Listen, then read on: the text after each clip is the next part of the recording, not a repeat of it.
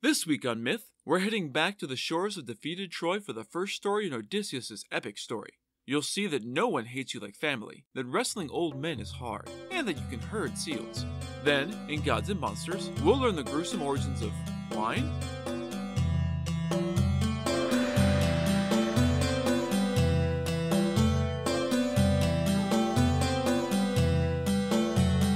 This is the Myths Your Teacher Hated podcast, where I tell the stories of cultures from around the world in all of their original, bloody, uncensored glory. Modern tellings of these stories have become dry and dusty, but I'll be trying to breathe new life into them.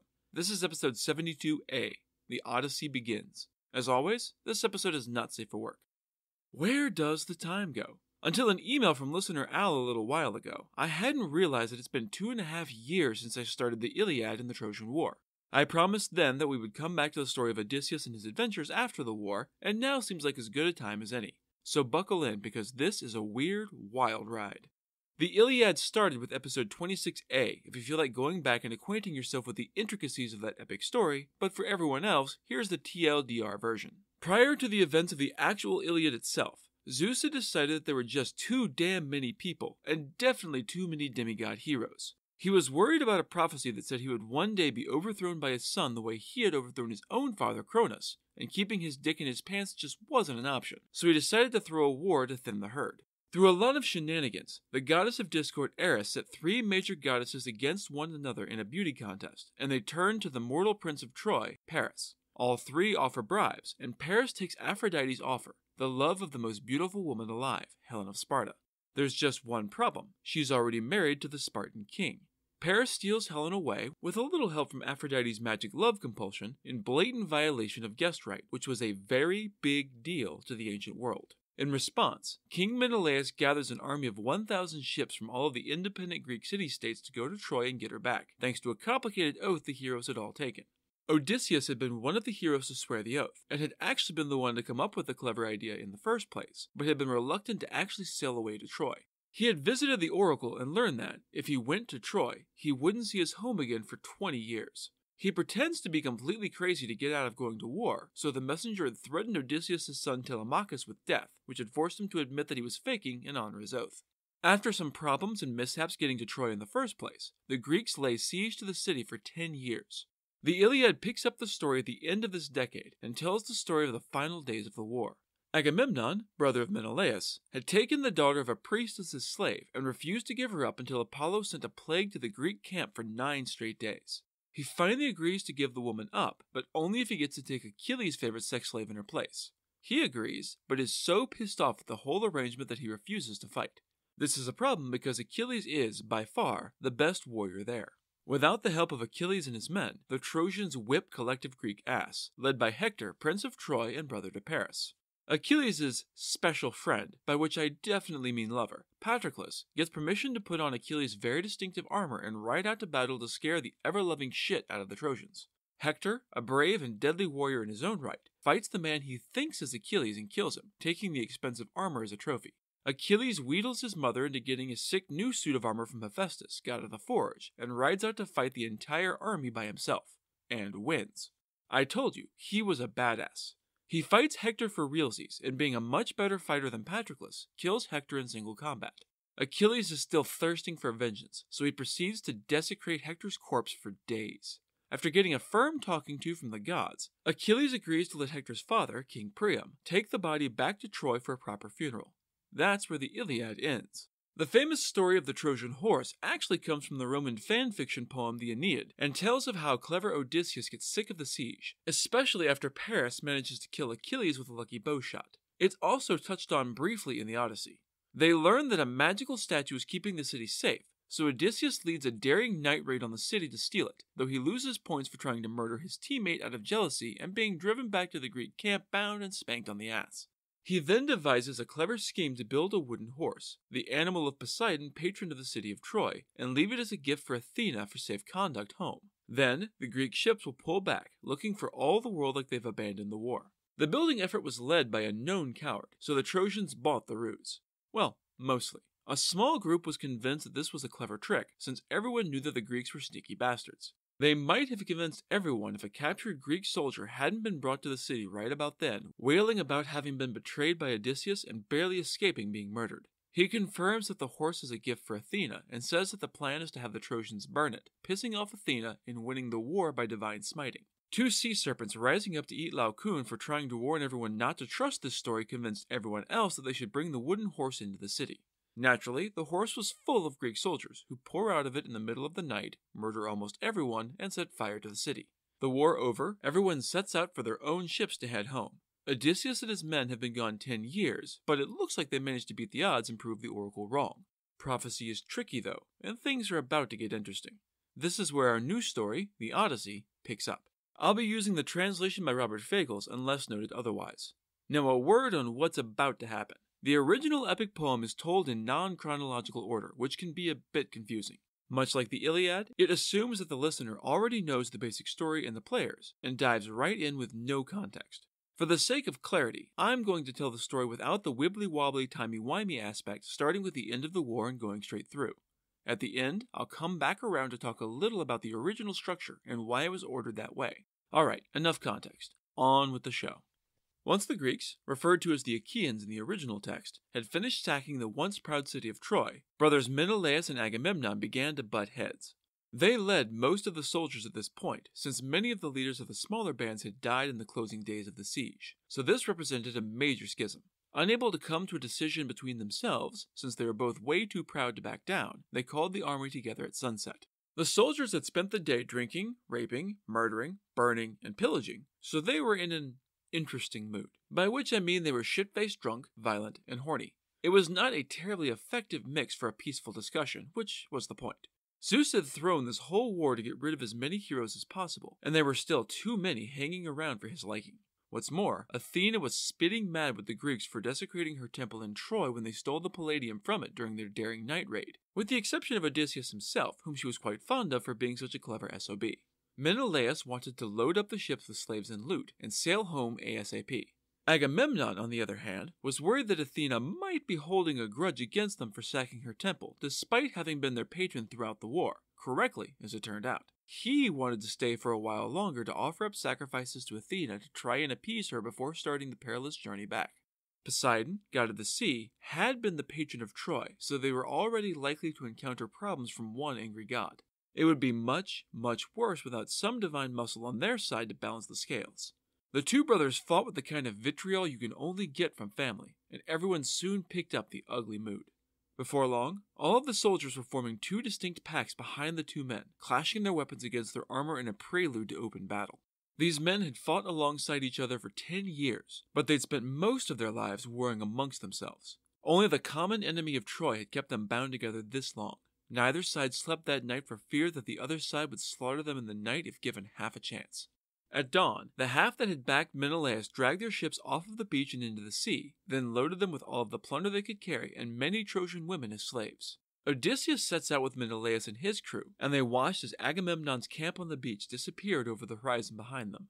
They sailed first for Tenedos, the island nation they had stopped at on the way to Troy 10 years ago, and then attacked and plundered in the night back in episode 26C. Already, things were looking pretty dicey. Sacrifices to the gods were made on the island, and everyone got ready to head back out when dissension again reared its ugly head. The leaders of the various Greek bands couldn't agree on the best way forward, prompting a contingent led by Odysseus to turn around and sail to Troy to join back up with Agamemnon. As he headed back the way he had come, he could see Menelaus, Diomedes, and Nestor heading their own ways. We'll circle back to follow after Odysseus, but first I want to follow Menelaus, Diomedes, and Nestor on their desperate run home so that they don't end up getting lost in the shuffle. Nestor stood on the deck of his own ship as they piled on as much sail as they could, watching clever Odysseus and his wise counsel sail away. By now, a heavy storm was brewing on the open sea, making the sailing all the more dangerous. The rest of the warships were soon scattered in the plunging waves as Nestor escaped the fury of the storm and headed to the island of Lesbos. There, he, Diomedes, and Menelaus meet up, along with the surviving crews from the half of the army that had followed Menelaus out of Troy, including Achilles' Myrmidons, led by Philoctetes, and the Cretians, who miraculously arrive home without losing a single man to the deadly sea voyage, the only crew to do so. They discuss the best way to get home, knowing now that it's not going to be easy. It's clear that Agamemnon had been right about Athena being pissed off, and they were more than a little nervous about what further mischief she might be about to unleash on them. They offer sacrifices and pray for a sign, receiving one from Poseidon of all beings, saying to take the straight shot down the middle passage to the city of Euboea, which was famous for its impressive temple to Poseidon. It was not the usual route, but the three wise leaders heeded the god of the sea and followed his advice. Despite heavy winds and high seas, they made it safely through to Geraestus Point on the island of Euboea, one of the Greek isles. In thanks for their safe passage, they stopped off at the aforementioned temple of Poseidon and offered a lot of bull parts to the god. All three went their separate ways from there. Nestor returned to his home in Pylos, where he was reunited with his son, Peisistratus, who, like the children of several of the Greek heroes, was a young boy when his father set sail, but is a young man grown by the time he returns. Nestor probably has it easiest of everyone as far as going home. As for Menelaus, things got rough after he parted ways with Nestor. Zeus had a special bug up his ass about the Spartan king and sent a hurricane after a ship on the wide dark sea. The waves grew higher and higher until the whitecaps towered over the ships like mountains. The ships were driven apart by the awful storm. Half drove past Crete, only to be driven up onto the reefs along the shore of the mainland, with the crew barely managing to clamber out of the raging sea to stagger ashore to the land of the Sidonians. The other half were swept away to Egypt. Menelaus' ships came first to the island of Pharos off the Egyptian coast, the only port within a day's sailing. The ships were beaten by the storm, and the men half drowned from the raging sea, so the red-haired king decided to heave to in the harbor there. The ships topped off their water tanks and got ready to head out again, but the gods had other ideas. See, to sail on the open ocean, you kind of need wind, and there wasn't a breath of it to be found for the next 20 days. They had water thanks to the wells, but no one had expected the trip to take this long, and their rations were running out. Being seafaring people, they had lines and hooks, but they couldn't seem to land nearly enough fish to feed the crew. Menelaus went for a walk along the beach to try and clear his head. His men were going to starve soon, and he had no fucking idea what to do about it. There, on a remote spit of land, the Spartan king met a beautiful woman. You don't get to be king of a warrior nation by collecting bottle caps, so this immediately made Menelaus suspicious. There was no fucking way that this woman was mortal. She stalked up to the red-haired king and poked him in the chest with a finger. Are you a fool, stranger, or are you just lazy? Maybe you like watching your men suffer? That must be why you're wasting the days away on this little island. Look, mysterious goddess, whatever your secret identity is, I'm not the one in control of the winds. I clearly pissed off one of your deathless god friends up in the sky there, but I don't know which one. I'm guessing you do, though. Care to clue me in? Menelaus had guessed correctly. This was Eidothea, daughter of Proteus, a minor sea god in service to Poseidon and shepherd to his flock of seals. This was Eidothea, a daughter of Proteus, a minor sea god in service to Poseidon and shepherd to his flock of seals. My father Proteus, the old man of the sea, controls these waters. As you may know, he's something of a prophet, so if you can catch him, wrestle him, and pin him, you can get him to tell you how to get home safely, and maybe even find out what's going on in your palace. I knew you were no mortal. Show me the trick of trapping Proteus. It's hard for a mortal to sneak up on a god, you know. Eidothea smiled in acknowledgement. Proteus comes up from the waves at high noon, shrouded in a blanket of deep, dark swells to go sleep in a deep cave on the shore. His flock of seals bed down around him in a sea dog pile. The place reeks of old, sour salt and animals, to be honest. I'll guide you there at daybreak tomorrow and bring you where you need to be. Take 3 of your best men with you. You'll need all of you to pull this off. Proteus is a creature of habit, so he always counts his flock before lying down to sleep in the middle of them, just like any good shepherd. As soon as he lays down, jump him. He is a wily old bastard, and he's going to use every trick he knows to get you off his ass, and that includes shape-shifting, so be ready. If you can hang on, he'll turn back into the shepherd and ask you questions. Then, and only then, can you let him go. Ask him flat out which god is working against you and how you can cross the sea and get home safely. Menelaus went back to his men, had dinner, and bedded down for the night. As the first rosy light of dawn was just beginning to lighten the sky, he woke and gathered up the 3 soldiers he trusted most for difficult missions. Eidothea rose again from the waves, carrying 4 strange shapes in her hands. As she reached the beach, Menelaus could see that they were seal skins, freshly flayed from their now-dead owners. She dug out 4 shallow trenches on the beach. Each of the men crouched down in the sand and was covered by a bloody skin. Then they waited. The stench of the already rotting skins was nearly overpowering, but Eidothea was prepared for that as well. She dabbed ambrosia under the nose of each man to ward off the pungent reek of dead sea creature. The Egyptian sun was brutal, and hiding under the thick, hot skins was miserable, but they all persevered. At noon, Proteus emerged from the sea surrounded by his flock of bouncing, barking seals. He counted the animals, starting with the 4 men hiding in the skins of his dead beasts, not realizing that they had been slaughtered behind his back. Satisfied, Proteus yawned hugely and lay down to sleep. Per their plan, all 4 leapt as one towards the unsuspecting god and seized him in wrestling locks.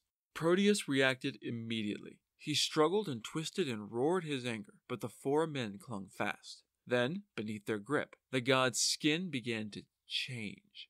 First, he became a great bearded lion, leaping and roaring. Then a serpent, wriggling and lithe. Then a panther, screaming and rolling. Then a huge wild boar, snorting and stamping.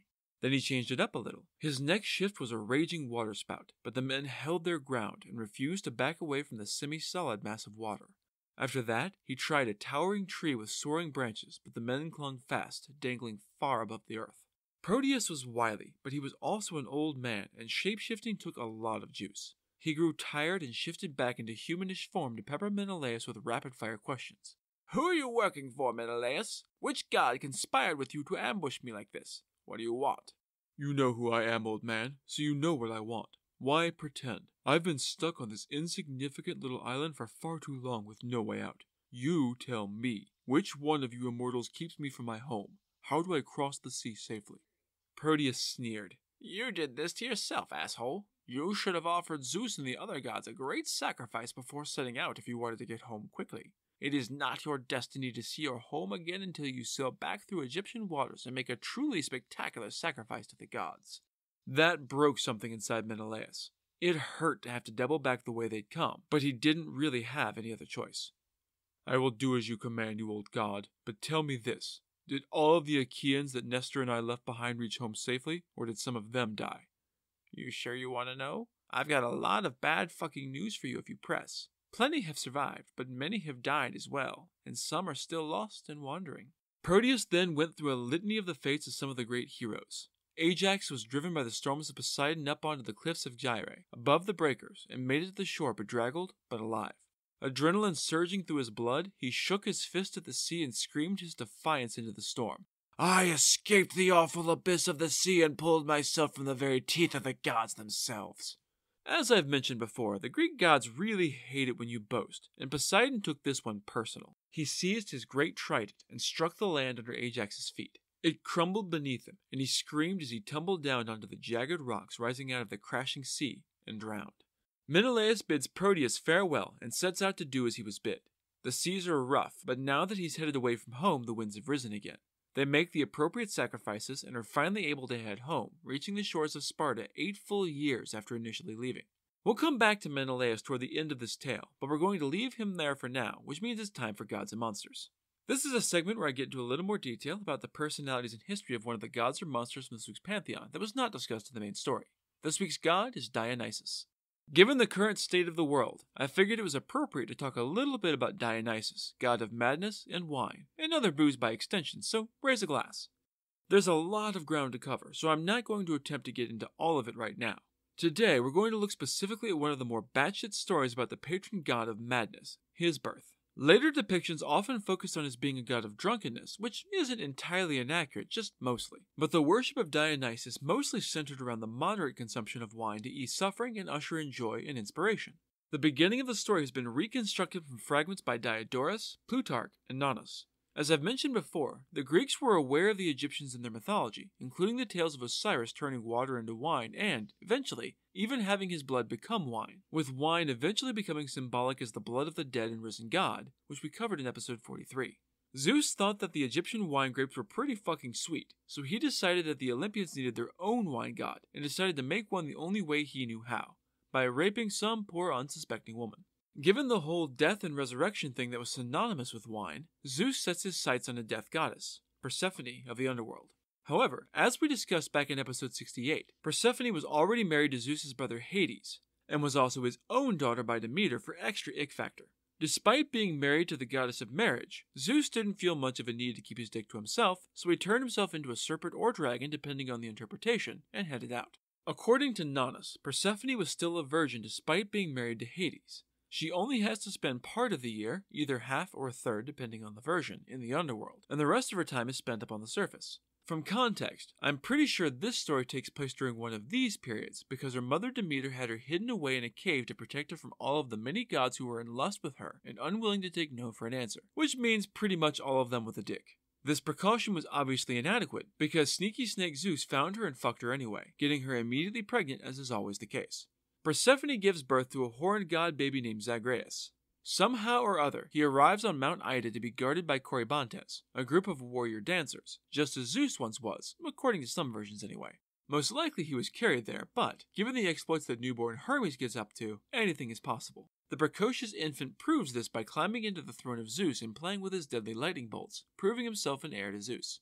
Hera, always on the lookout for the byblows of her cheating husband's terrible appetite, sees this and immediately realizes what's up. She alerts the Titans to the baby's existence and schemes with them to rid themselves of the child.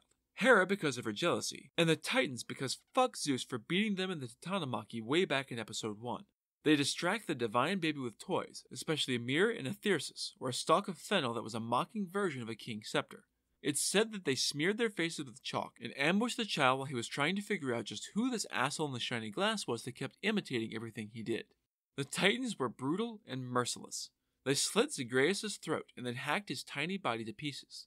To his credit, the tiny child didn't go down easy. He fought back, transforming as they murdered him, first into Zeus, then Kronos, a different baby, and a mad young man with the first peach fuzz of a beard on his chin.